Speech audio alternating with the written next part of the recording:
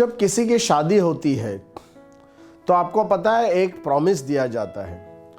एक जो वर होता है वो अपने वाइफ को, होने वाले वाइफ को एक प्रॉमिस करता है। जो ब्राइडग्रूम होता है वो ब्राइड को एक प्रॉमिस देता है। तो वो प्रॉमिस क्या होता है?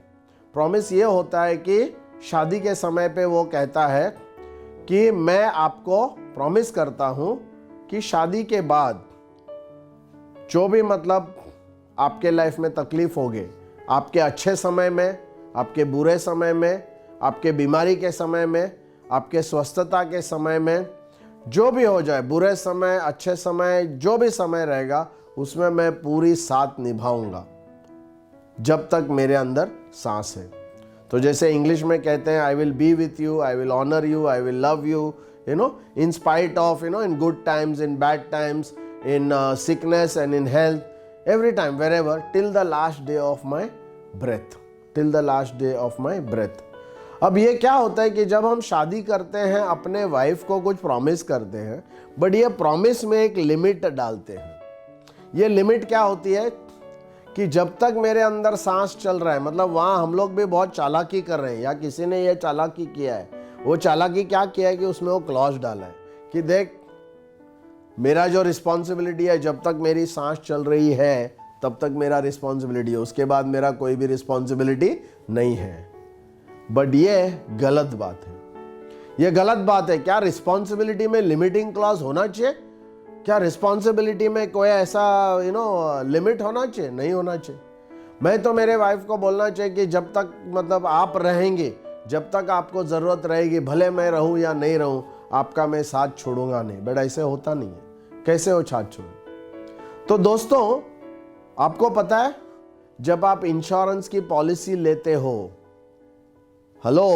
आप जब इंश्योरेंस की पॉलिसी लेते हो और सही कैलकुलेशन के साथ आप अगर इंश्योरेंस की पॉलिसी लेते हो तो उसका मतलब ये है कि वो लिमिटिंग क्लॉज को आप निकाल रहे हैं। उसके बाद आप एक पॉलिसी लेने के बाद, प्रॉपर कैलकुलेशन के बाद एक पॉलिसी अगर आप लेते हो तो आप अपने वाइफ को जाके फिर से वो प्रॉमिस आप बता सकते हो और उसको बोलो कि डार्लिंग, जब मैंने शादी किया था तो मैंने आपको प्रॉमिस किया था, बट वो प्रॉमिस में एक लिमिटिंग क्लॉज था। आज ये पॉलिसी लेने के वजह से मैं फिर से आपको प्रॉमिस कर रहा हूँ कि आपके अच्छे दिनों में, बुरे दिनों में, स्वास्थ्य के दिनों में, आपके जो बीमारी भी अगर रहेगी, मैं आपके साथ रहूँगा और पूरे लाइफ भर निभाऊंगा। और अगर मैं नहीं रहूं, मेरी सास अगर नहीं रहे, तो भी आपका ख्याल रखूंगा और आपका ख्याल के लिए ये मेरी रिस्पॉन्सिबिलिटी है। मैं रहूं या नहीं रहूं, आपका जो रिक्वायरमेंट है वो पूरा मैं करूंगा, आपके सांस रुकती है तब तक। तो मतलब हम लोग क्या किया है अभी, जो हम शादी में रिस्पॉन्सिबिलिटी वहाँ ख़त्म कर रहे थे कि मैं नहीं रहूं तो मेरी रिस्पॉन्सिबिलिटी, उसके आगे मेरा कोई बोलते हैं ना, नो भरचुक, कि हम लोग उसके आगे मेरा कोई भी रिस्पॉन्सिबिलिटी नहीं है। बट एक पॉलिसी लेते समय एक हस्बैंड अपने वाइफ को वो जो लिमिटिंग क्लॉज है वो निकाल देता है और उसकी रिस्पॉन्सिबिलिटी को आगे लेकर उसके वाइफ के सांस जब तक रुकती है तब तक वो उसका प्रॉमिस को निभाता है। तो ये बहुत ही ज़रूरी है। ये हम लोग समझते नहीं है। ये सिर्फ एक इंश्योरेंस पॉलिसी नहीं है, ये आपके निभाने की बात है। आपकी रिस्पॉन्सिबिलिटी आप कब तक निभाएंगे?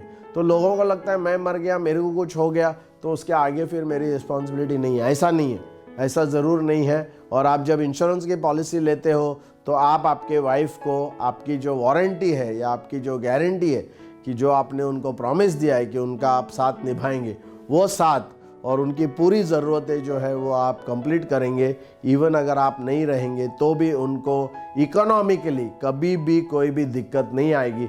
ऐसा प्रॉमिस हम देते हैं इंश्योरेंस पॉलिसी लेने पे। तो मैं कस्टमर को पूछता हूँ, सर क्या आप आपके मैरिज का लिमिटिंग क्लॉज निकालना चाहेंगे? उनको प्रपोजल फॉर्म देके मैं बोलता हूँ, सर जब आप यहाँ सही करेंगे तो एक्चुअली आप आपके वाइफ को जाके बोल सकते हैं कि शादी के समय जो लिमिटिंग क्लॉज मैंने जो डाला था वो क्लॉज आज मैंने हटा दिया है और मेरी जो गारंटी है वो मैं आपके लाइफ तक मैं निभाऊंगा। ऐसे मैं प्रॉमिस आपको कर रहा हूँ। कितना अच्छा बात रहेगा। तो आप आपके कस्टमर को एक्चुअली या उनके जो हाउसवाइफ है उनके घरवाली को आप बुला के उनको पॉलिसी देना चाहिए और बोलना चाहिए कि साहब ने जो लिमिटिंग क्लॉज था वो हटा दिया है और अभी साहब आपका जो प्रॉमिस है वो आपके लाइफ तक निभाएंगे।